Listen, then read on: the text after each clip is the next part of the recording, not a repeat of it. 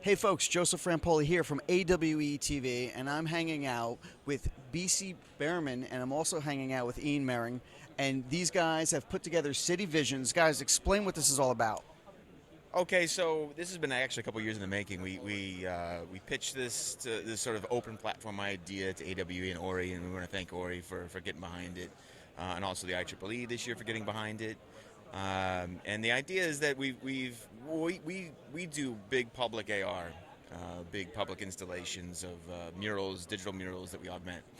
But we have a passion for allowing access of communications in the public urban spaces, and AR is a good way to facilitate that. So we created this, mostly Ian created this composite image that you see behind you. And actually I'll let Ian explain a little bit about the composite and what's in it and so forth, and then we'll come back to the augmentations that people have provided. Awesome. Tell us, Ian. So the idea behind the city was just picking major landmarks all over the world and compositing them together to represent the best of all the great cities of the world. And just to give people an opportunity to see what they would do to augment the space, how they would use AR in these beautiful landmarks or transit depots, etc. So it's a massive composite matte painting that we had a ton of fun doing. And we decided to make it black and white so that people could really add a layer on top that would really pop out. And so I think it turned out quite nice. Yeah, it's kind of a crowdsourced idea. We provide the platform, and then we wanted to see what people could come up with. Okay. And they're giving their unique content, and it really just comes together as one big community, basically. Yeah, I mean, we're in favor of open platform, open source. We believe in the power of the collective, and crowdsourcing and people in the community come up with good solutions and good ideas together that make sense for what we care about. In a sense, is public urban spaces. So tell us a little bit about the Heavy Project, because if you're into art and you're into AR, you have to know about the Heavy Project. When did this first start, and how did it materialize? Okay, so I come up from an academic background. I've been a university professor, and I was writing a lot on semiotics, which is sign systems in public spaces, and really the difference between graffiti and illegal billboards in Los Angeles, where we're from. So that led to my meeting with my partner in New York, Jordan Seiler, who couldn't be with us here today, who runs Public Ad Campaign, which is an anti-advertising campaign, not anti-public space advertising, I should say. And we figured that AR was a good way to make these public space incursions. Our first project was covering ads with street art. We saw public advertising as sort of the last bastion of unfiltered messaging, and we think AR has a future in ways that can control and undercut the need for public space advertising and actually give people the ads that they might want to see. So that's how we got into this whole crazy project, and then now we've been doing our own sort of large street art murals and augmenting them. And we just did one at South by and one in Perth, Australia, and we're doing City Visions here at AWE. So that's kind of how it evolved, and we've sort of evolved as digital artists and using AR as the medium. Awesome. So for people that are watching this right now, how can they find out more information about this out there on the internet? Actually, I think they got to download the Republic app. Yes. And, it's on the Google Play Store, so download the Republic app. What is it? Is it RepublicLab.com. All right. And I need to mention Ian's, what Ian brings to the table too is Ian's a 3D master, optimization master, and a big part of what we do is a lot of this is very heavy on the processors. So you have to be very good at optimization of the assets. And Ian, in addition to being an amazing artist, does a fantastic job with that. Well, it sounds like you've put together an all-star team for this project, and it's really going to show. So we're going to check out some demos, and we're also going to even speak to some people from IEEE that are here also. Cool. So let's check that out. Cool. Thanks, guys. Thanks. Hello, my name is Andrei Sudarikov. I am co-founder of company Play Display from Russia, Moscow. And we are focused on augmented reality, and here for this exhibition, for this show, we decided to make a special project.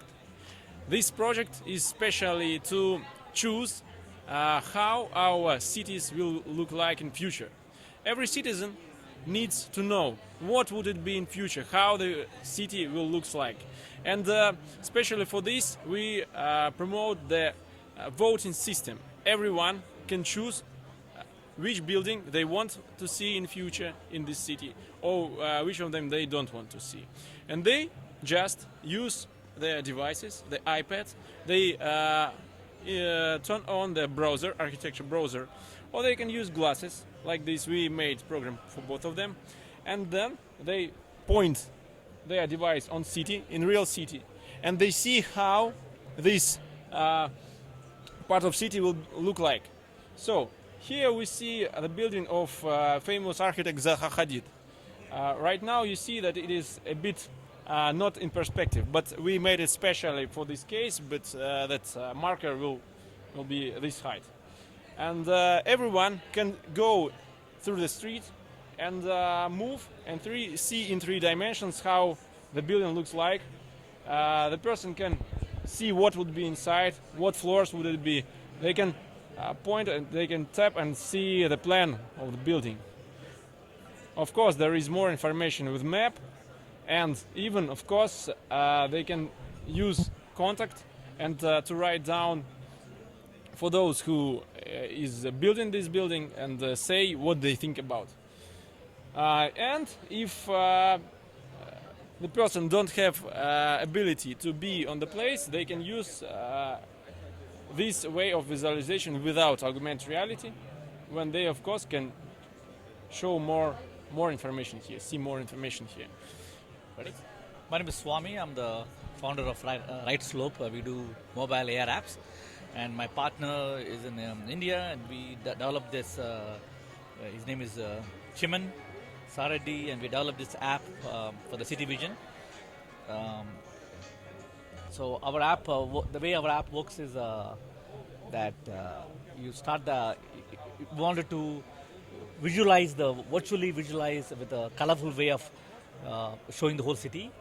And for a city planner who wants to demonstrate to the city that they wanted to rebuild the city, they want to keep the old architecture like a church building and the Capitol Hill, but they don't like this old Victoria building and they want to build a new hotel or a convention center. They can tap on it and they can see the new hotel appears there. So how to blend the old and new as the city gets renovated. And in the subways, the city wants to make more money from the advertisements. So in the subway, as the people walk, this is a conference, AW 2014 conference. We augmented the ad. So when people look into the camera, they see Augie, so that they know more about the conference and more people will attend the conference. The idea was for the city to make more revenue from the augmented ads in the subways, and also for the architects and the city planners to show how to put new buildings and blend with the old architecture buildings and how the whole thing appears that. So that's our app called Right City AR, and the app is on Android. It's on Android Google Play. Anybody can download and use that. My name is Joachim Pfeiffer. I'm the founder of Transitcast, which is a API for developers that provides public transportation data in North America. And for the City Vision Challenge, I've developed an app that is showing new client-side experiences beyond the usual model of selecting a stop, a route, a direction to get the next bus time. So this app on its tablet shows bus locations of buses running on Market Street in San Francisco in real time. It is based on real-time data. It is capturing the bus location, the bus route, and the destination of the bus, either inbound or outbound, and is using that data in order to position and move the vehicles on top of the marker. Hi, I'm Sirhan, and I built an augmented reality application called City Muse. So I built this application because I want to envision what a utopic and dystopic future would look like in city visions, and I have this idea that I like seeing objects interact to music beats. So I want to experiment with the idea of seeing 3D artifacts move in a city to the beat of the song I'm listening to. So here's City Muse. You see this initial lab door scene opening, and it's kind of the portal looking into the future. And then as we go, it's going to disappear, and all these objects on the top left corner are actually interacting to music. They're all moving to a different beat of the song, which you can actually hear if we turn up the volume. It's kind of quiet right now, but and the song you can actually change, or you could actually add audio input from outside. If you want to play a song outside, all the objects change to the music, The windows are rotating on the buildings according to the music, and then with this idea of what the future will look like, I augmented this AWE sign, and you see that train rolling in with graffiti. So the train changes into graffiti. AWE sign goes bigger, so it's this really augmented future, kind of groovy. And then the dystopic side, if you click again, you actually see that the Popeye, it's the real mural in the image, but it's in 3D. And when you tap on it, it goes from full color to black and white. And actually, he has like horns and like a pitchfork saying ha ha ha. And all the stars become like bombs and stuff. So that kind of shows the transition of where the future could really go both ways. And I like the idea of having it interact to music. So whenever you click on it, the objects, they're small on the screen, but they all change to different kind of audio visualizations. So they're music visualizations, but in AR. And that's why the app's called City Muse.